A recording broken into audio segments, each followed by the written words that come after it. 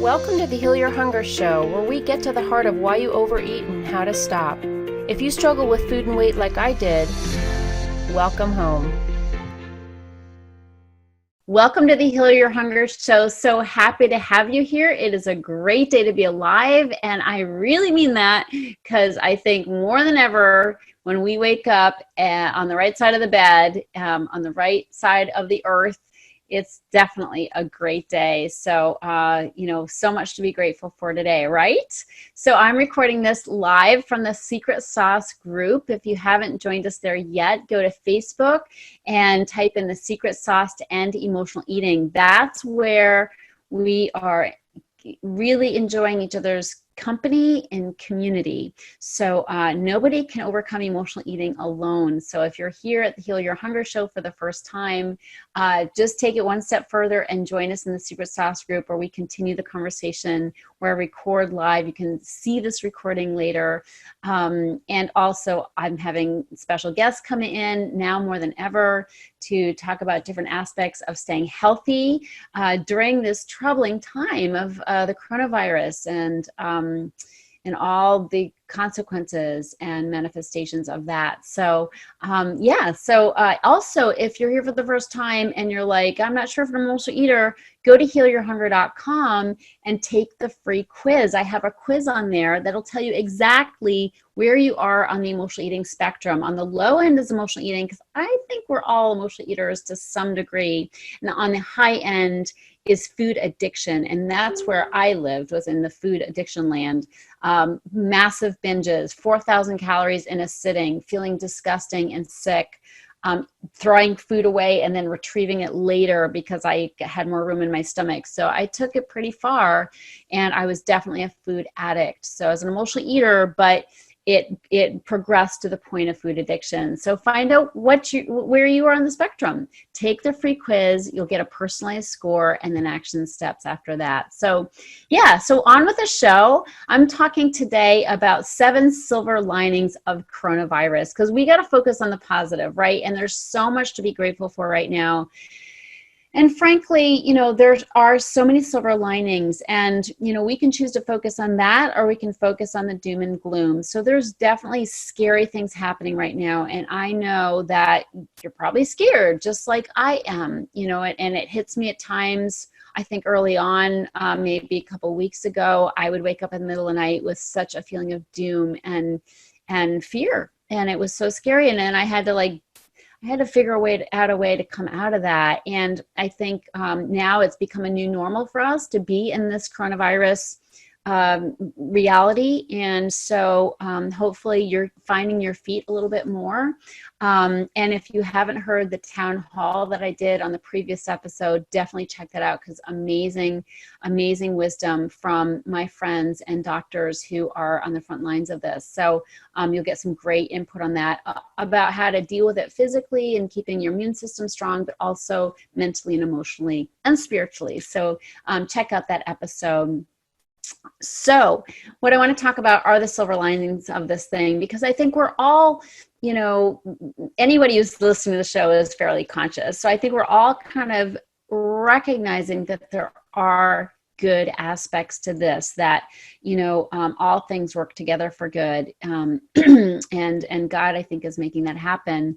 And there's obviously so much tragedy, and my heart goes out to people who are personally affected by this, either by getting coronavirus or knowing somebody who is, dying from it or has died. I mean, there's going to be a lot of grief, spread around this planet, as there already is. So definitely a lot of darkness, but there are, silver linings, and that sun is peeking through here and there. And I believe that there are so many beautiful things, and I want to focus on those things. So let's just talk about them. It's going to be a quick show just to get our heads right. So much of the challenge of this is not only staying physically well, but emotionally and mentally well as well. So the first thing, my God, with all the plants shutting down and manufacturing plants shutting down, the sky is more blue. I mean, in China, they can see blue sky finally, and that terrible thick smog has been lifted, I've heard, to some degree, because they aren't, polluting the skies on account of staying open. So that's a silver lining, right? And all of us, I mean, we're not driving our cars.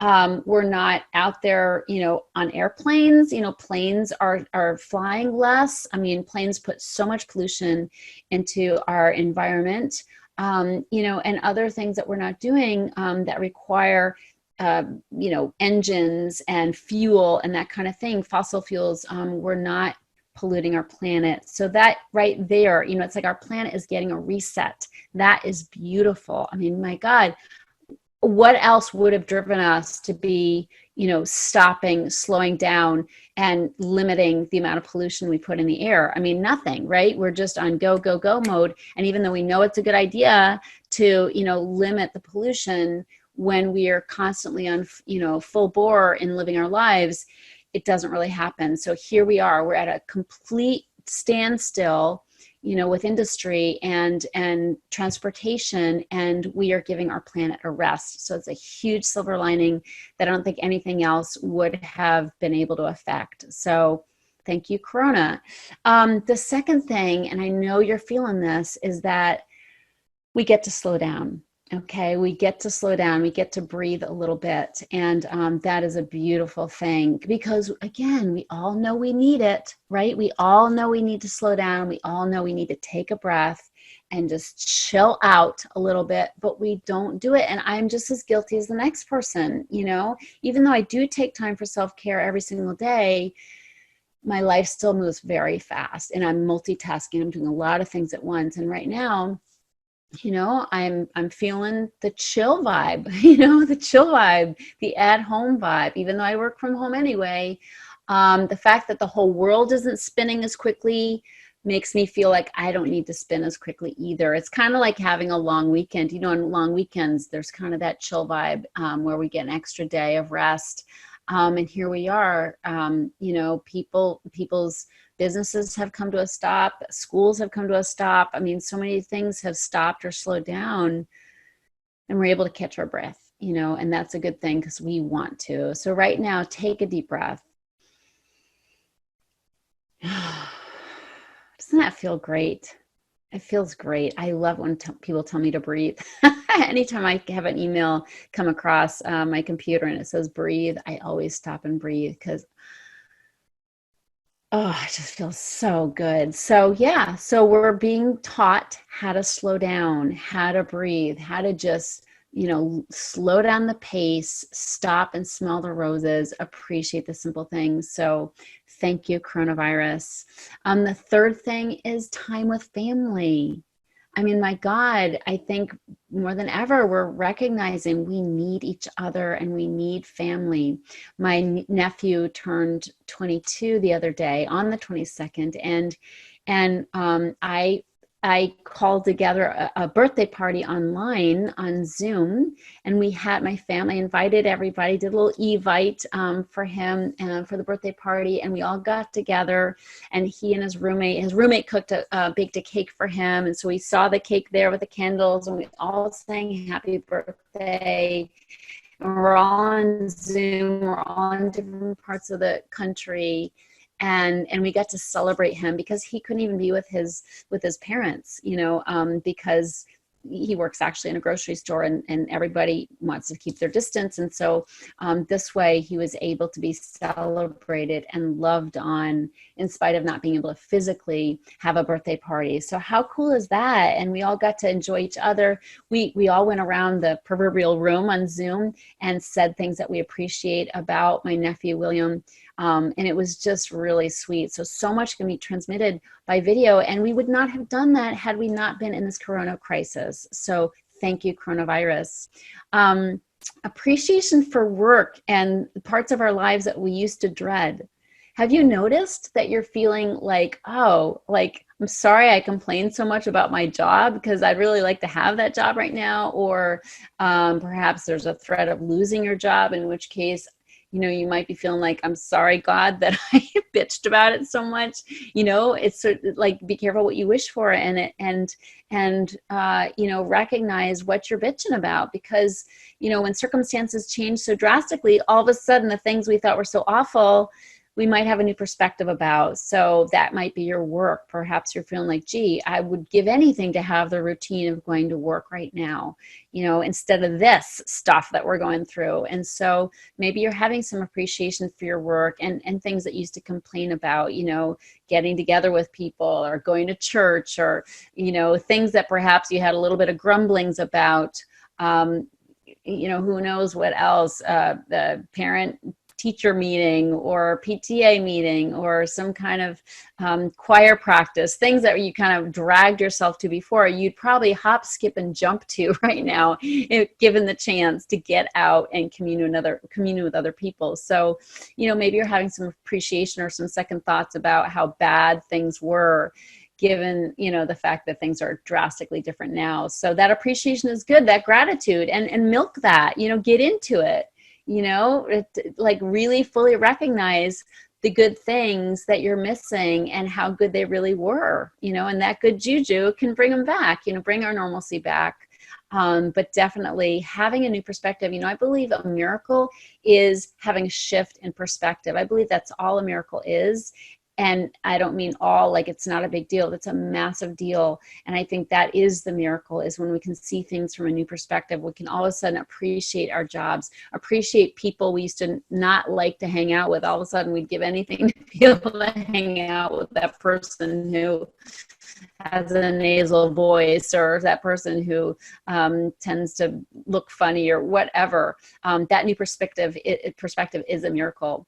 The fifth thing is time for self-care. So thank you, coronavirus, for giving us the opportunity to do the self-care that we always know we should do, but don't ever find the time to do. And now we have the time. We have the time to meditate. We have the time to pray. We have the time to go for a walk that's slow and contemplative, or meditative, or prayerful. I have a walk, pray. I walk and I pray.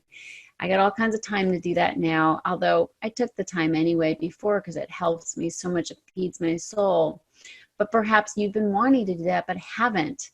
And now you have more time. So thank you, coronavirus, for giving us the opportunity to actually do the self-care that we always put off. And, Insight Timer is something that my clients love. I always use it for the ding, the beginning gong at the beginning and end of my meditation, which is quiet. But I have clients who love the guided meditations, and there's so many meditations and things you can learn on Insight Timer. It's an app that you can download to your phone. So now you can explore Insight Timer. I might check out some of those guided meditations in addition to my regular meditation and see what I can learn. So more time for self-care. Isn't that just a beautiful thing?